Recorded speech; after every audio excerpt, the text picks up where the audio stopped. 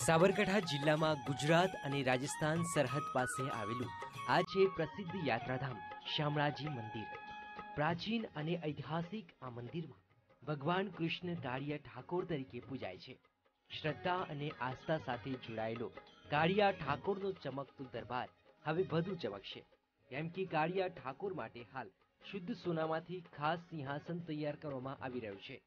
સિંહાસન બનાવવા માટે 24 કેરેટનું શુદ્ધ 1 કિલો સોનાનો ઉપયોગ કરવામાં આવી રહ્યો છે।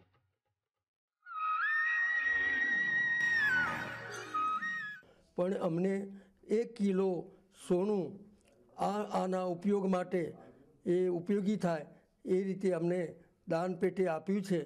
પણ એવા હજુ અમારી પાસે એવી વ્યક્તિઓ છે કે જે એમ કહે છે કે અમારે પણ ભલે આજે તમે આનો સિંહાસન રીતે ઉપયોગ કરો, પણ અમે મુગટને એ રીતે પણ અમારા જે દાન છે એ દાનનો ઉપયોગ થાય।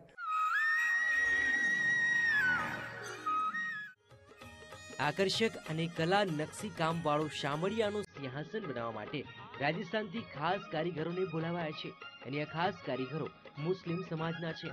ખાસ પ્રકારની સોનાની પટ્ટીઓમાંથી વરખ તૈયાર કરાઈ રહ્યા છે।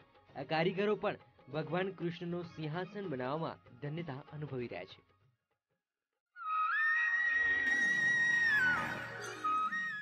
अब ये कोर्ट प्रेसिस से अपन बना रहे हैं तो इसमें पवित्रता रहती है और इसको 24 कैरेट के सोने से ले करके लकड़ी पतरा बना करके और फिर हम इसमें सोने का वर्क बना करके और इसको लगाने का है।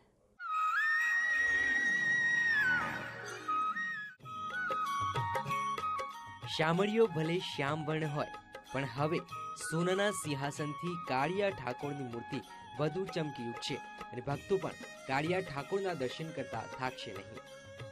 નિલેશ સથવારા, વીટીવી, શામળાજી।